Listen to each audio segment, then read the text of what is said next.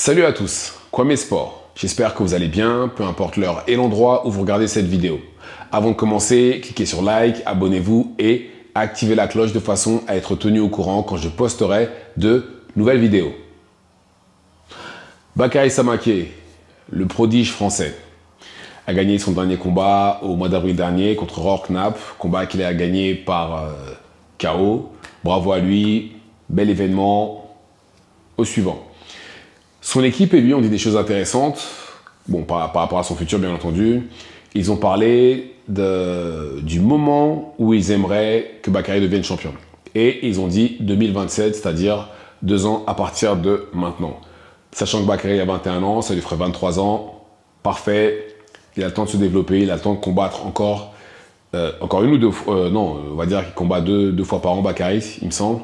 Ça veut dire qu'en gros, il lui resterait un combat pour 2025, 2, ça fera 3 en 2026.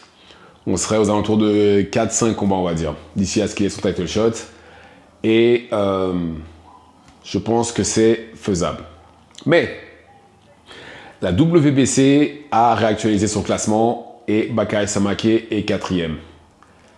4e devant des combattants bien plus expérimentés que lui, que ce soit en pro ou en amateur. Comme par exemple Israil Madrimov ou Keith Thurman. On parle là de 2 anciens champions. Mais voilà, au-dessus de lui, il a quand même Jesus Ramos, il me semble. Et il a aussi Boachuk et Virgil Ortiz Jr. Des combattants très très dangereux. Et le problème en fait que j'ai avec le fait qu'ils soient 4e, et c'est une des choses que j'aime pas avec malheureusement les boxeurs français, c'est que Bakary Samaké n'a affronté absolument personne. Comme je l'ai dit, la plupart des combattants dans cette liste-là sont des combattants expérimentés qui ont déjà fait face au top. Comme par exemple Israil Madrimov, même si il a perdu 2 fois d'affilée, on parle quand même d'un ancien champion. Il a affronté Virgil Ortiz, qui est justement le mandataire WBC, et il a aussi affronté Terence Crawford, qui lui a pris sa ceinture WBA. Keith Thurman, ancien champion en welter, même si bon, il n'a pas combattu depuis longtemps, mais voilà, il est quand même dedans, etc. etc. Serhii Boachuk, qui est plus très loin, je crois qu'il est numéro 1, même si le mandataire c'est Virgil Ortiz, mais voilà, on parle vraiment de combattants expérimentés. Et Bakary Samaké, on peut dire ce qu'on veut, mais il ne l'est pas. Il n'a pas affronté de combattants, je ne sais même pas s'il est un combattant dans le top 20 parmi ses adversaires. Je ne sais même pas s'il a ça. Et le problème, en fait, c'est qu'il a affronté que des combattants comme ça et il est devant des combattants expérimentés. Et ce qui risque d'arriver, c'est que là, vous savez qu'en étant 4e, Bakary Samaké pourrait potentiellement être amené à faire face aux champions. Il pourrait faire face aux champions. Vous savez, il y a les défenses de titre, bien entendu, hein, et il y a les défenses de titre volontaires, où là, on prend quelqu'un, je crois, du top 15. Et Bakary Samaké pourrait justement être quelqu'un qui pourrait être appelé à combattre le champion. Et je ne pense pas que ce soit une bonne chose pour Bakary Samaké à l'heure actuelle. Je ne pense vraiment pas. Je pense que là, le fait qu'il soit 4e en ayant affronté personne, c'est bon. Après, il a gagné tous ses combats. Hein, ça, on peut pas le nier. Hein, il a gagné absolument tous ses combats. Il a fait ce qu'il fallait faire. Bravo à lui, ça c'est sûr et certain. Mais se retrouver aussitôt sans la moindre expérience, ça va faire la même chose que pour les autres. Que les autres Français qui, justement, pareil, ils vont affronter un tas de combattants qui viennent, qui sont pas spécialement bien classés, des combattants complètement inconnus au bataillon, et ce qui va faire que, bon, forcément, vu qu'ils gagnent, ça va les faire monter dans les classements, et le jour où ils vont se retrouver soit face au champion, ou soit même face à quelqu'un qui n'est pas encore le champion, mais voilà, qui est expérimenté, qui, lui, a fait face aux assassins de la catégorie, il va rien faire, il va perdre. Ça s'est arrivé justement malheureusement à énormément de combattants français.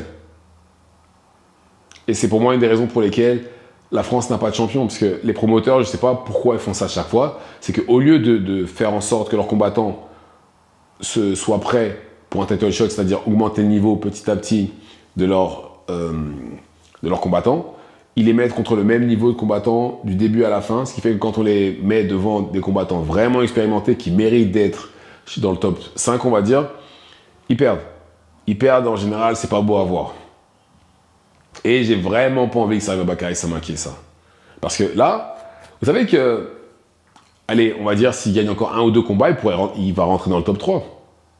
Il va rentrer dans le top 3. Il suffit qu'il gagne un ou deux autres combats, ça y est, il est dans le top 3. Et là, à partir de là, il pourra même lui-même call out le champion. Est-ce qu'il est prêt? Non. Je ne le cache pas, non. Comme j'ai dit, certes, oui, son père, parce que c'est son père qui est le promoteur, augmente le niveau quand on regarde les adversaires qu'il a. Ça, c'est quand on regarde surtout le dernier. Il était là vraiment pour essayer de lui arracher la tête. Ça, c'est indéniable.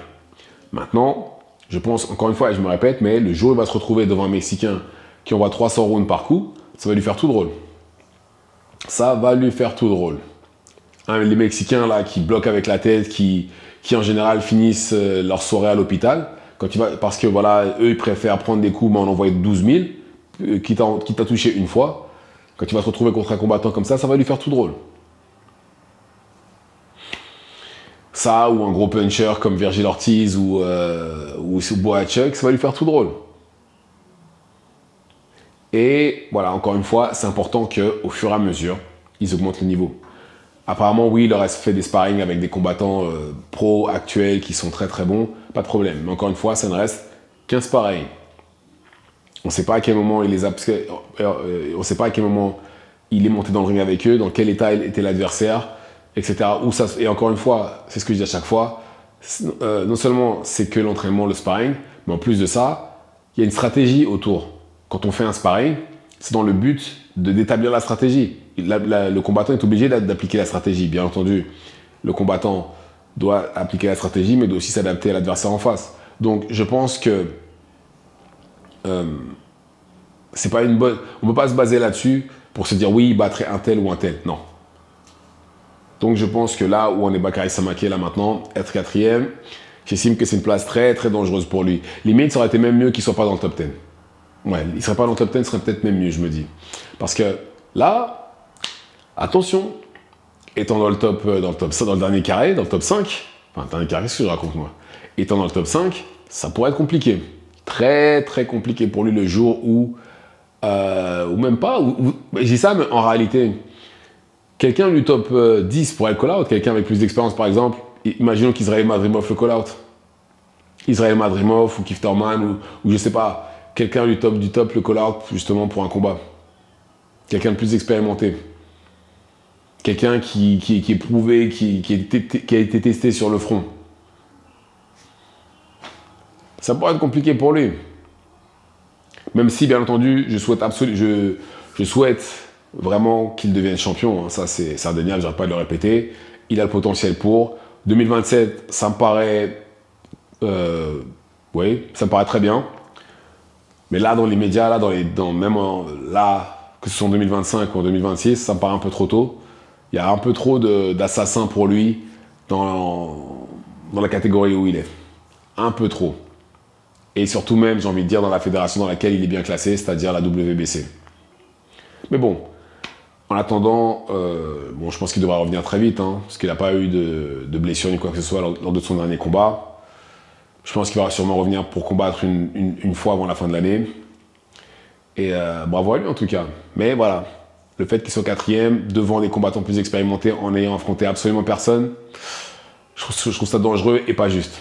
Dangereux et pas juste parce que il pourrait avoir un title shot avant quelqu'un qui aurait fait ses preuves. Et c'est pas juste. Mais bon, vous savez comment la boxe fonctionne. Des fois, la justice n'existe pas. C'est plus ou moins le concours du plus populaire très souvent. Mais bon, on verra dans les prochaines semaines, dans les prochains mois. Mais ça ne me choquerait pas d'ailleurs qu'un des combattants du top 10 le call-out. Donc voilà. Dites-moi ce que vous en pensez dans les commentaires. Activez la cloche de façon à être tenu au courant quand je posterai de nouvelles vidéos. Et c'est tout pour moi. Ciao, ciao.